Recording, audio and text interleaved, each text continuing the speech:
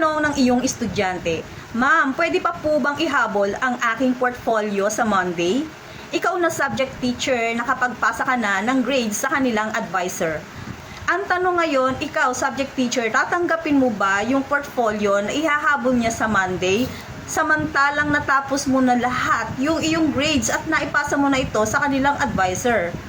Ang sagot natin dyan, depende sa iyo, subject teacher, kung bibigyan mo pa siya ng chance na makahabol para naman tumaas-taas pa yung kanyang grades. At depende ito sa kanilang advisor kung tatanggapin nila yung sinabi mo na, "Sir," o halimbawa, "Ma'am, may babaguhin po ako na grades, ikaw na subject teacher, sa Monday dahil yung iyong anak o iyong advisory class ay may hahabol pa na portfolio." At sa advisor, nasa kanila na lahat ng grades sa bawat subject na yon. Nakadepende yon kung hindi pa nakakapag-encode ng grades si advisor, ay nakadepende pa rin sa kanya kung tatanggapin niya yung pagbabago ng grades ni subject teacher. At alam nyo ba, dear students, kung kayo may deadline, mayroong din deadline ang teachers ninyo, gayon din ang inyong advisor.